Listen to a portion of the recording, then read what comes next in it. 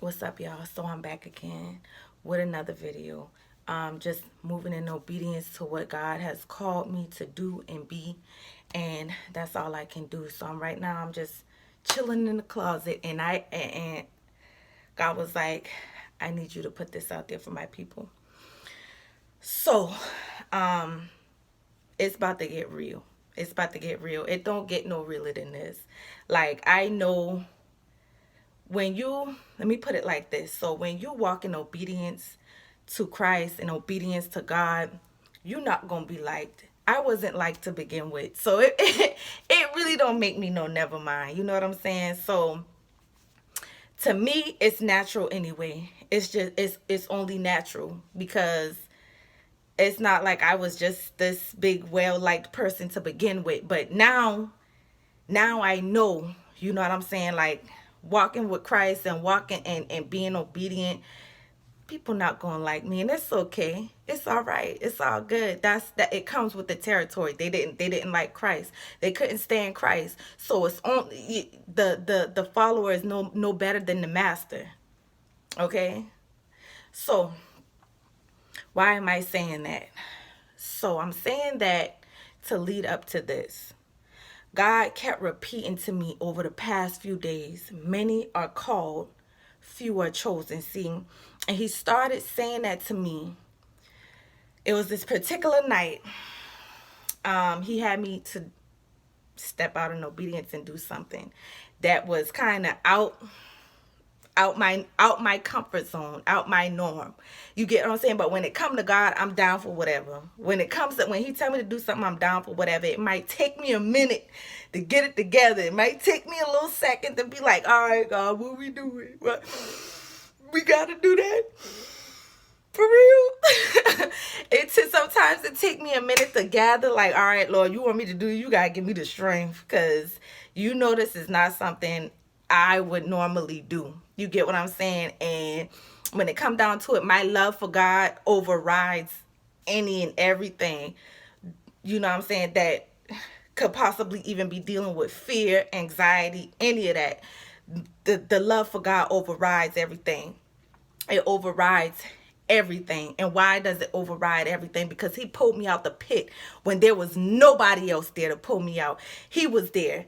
He had his hand out for me when I was thrown in the pit and left there. You understand? So that's where the love and passion and obedience comes from. But God began to speak to me after he had me do this thing, because I was asking him, like, God, why do you have me doing this? Like, why do you have me doing this? Why do you have me doing this?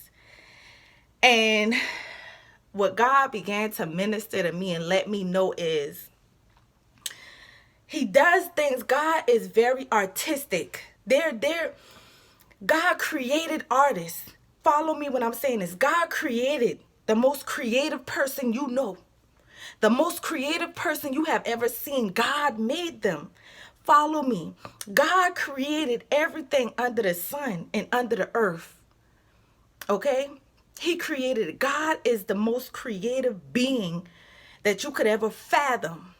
So God likes to demonstrate things. He loves to demonstrate. And I'm just taking y'all on this journey that God took me on to understand why he does certain things sometimes that other people may not understand. See, you might look at an artist painting and not understand where that artist was going with it. What was that artist trying to do? What is this artist trying to demonstrate? What is this artist trying to portray? Okay, follow me, y'all. Follow me. So this was my line of questioning to God. Like, okay, God, why are we doing this? Why you got me doing this? Because you know people gonna look at me crazy, right? You know people gonna have something to say, right? He said, that's the point.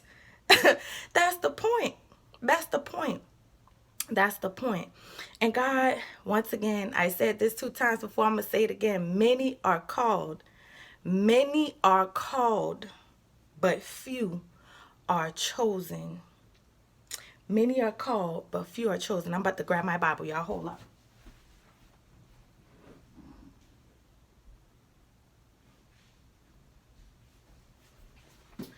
All right, so y'all might think I'm tripping. Thank y'all for holding. Y'all might think I'm tripping, but the day after, God had me do this thing that was so out the norm for me. And I started asking him, why do you have me doing this? Why do you have me doing this? And just to give y'all just a blanket overview of what it was God had me to do. He had me to go in front of a crowd of people and speak forth what he called me to speak forth and say what he told me to say. And that was it. That was all. Now, there was some, oh Lord, there was some that paid close attention to what I was saying. There was some that was taking it in. I'm going somewhere with this. There was some that was listening intently. There was some that was laughing and scoffing and mocking. That's all right. There was some that was recording. As always in the society, you know, everybody always got to record something. There was some that was just going on about their business. Okay? All right. Now, remember I said that. So the day, all that night, I was asking God, Lord, Lord. And I made sure it was God I was hearing from before I did this thing. And after I did it, he showed me another confirmation that it was him that told me to do this thing. And I was like, all right, God, all right. But why? But why? But why? But why? Why? I just want to understand where you're going with this. Because I know you're going somewhere with it. So he took me to Matthew chapter 22, this whole chapter, and I'm going to read it for y'all. And let's see if y'all catch on before I even finish. All right, so Matthew chapter 22, and Jesus answered and spake unto them by parables. That's another thing. God speaks in parables. Why does God speak in parables? He speaks in parables because those that don't, his sheep will not stop to listen. I mean, those that are not his sheep will not stop to listen. See, there's going to be many that just fly past this video. You ain't his sheep. His sheep know his voice. His sheep know his voice. See, sheep know their shepherd. They know the voice of their shepherd. And they move according to the voice of their shepherd and the direction and guidance of their shepherd.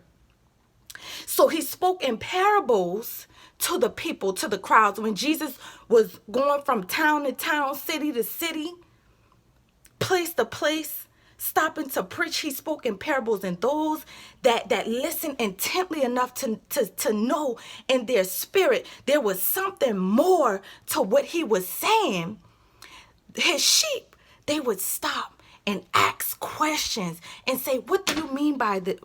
Master, what do you mean by that? Ooh, Holy Spirit, come on. What do you mean by that? And those that didn't care to hear, they didn't hear the call of their shepherd saying stop and listen and get what you can get. Get this direction, get this guidance. Get this life that I'm trying to bring forth out of you. If it's not his sheep, they just kept going. They was like, oh, that man talking nonsense. That man talking nonsense. They go that little scruffy man on the corner again talking that nonsense. What he talking about? Come on, y'all. Let's go. Ain't nobody got time to hear that. What? Oh, look at that lame. They ain't talking about nothing. Come on, somebody. Oh.